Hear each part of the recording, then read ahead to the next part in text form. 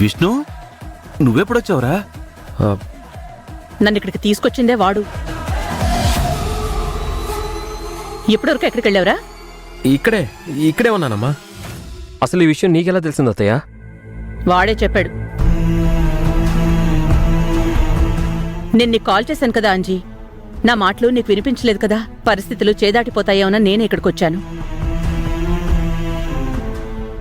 వాళ్ళిక్కడ serve చేస్తున్న అన్నంలో విషం కలపబోతున్నారని నీకెలా తెలిసింది విష్ణు?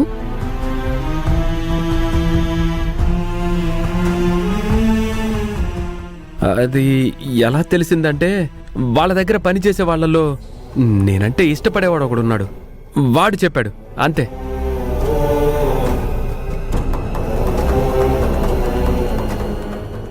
రై బాలు, పద వడ్డిద్దాం. మీరెళ్ళండొదినా.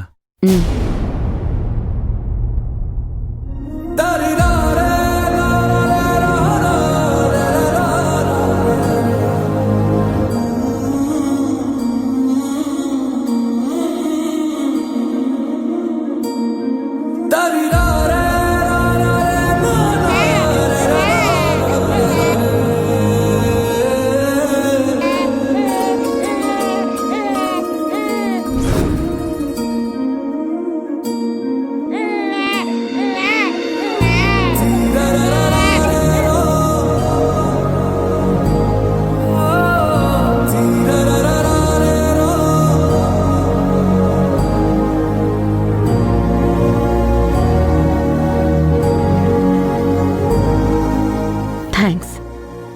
ఎందుకు?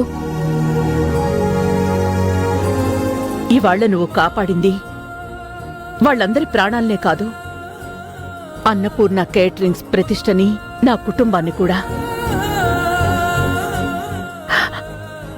నిజానికి వాళ్ళు చెయ్యాలి అనుకున్నది చేసుంటే ఇక్కడ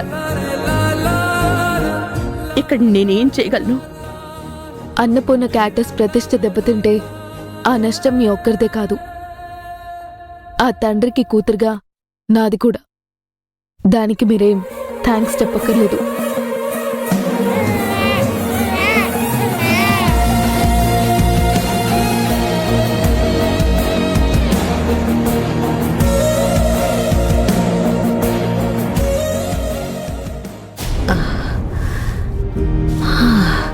అబ్బా, ఆకలేస్తుంది, టైం అయిపోతుంది, మందులేసుకోవాలి. జాను, ఒసే జాను, కడుపులో ఎలకలు పరిగెట్టేస్తున్నాయి. ఒసే జాను. అబ్బా, ఏంటత్తమ్మా? ఏంటి? నా కూతురు ఇంట్లో లేదు. ఎక్కడికెళ్ళింది?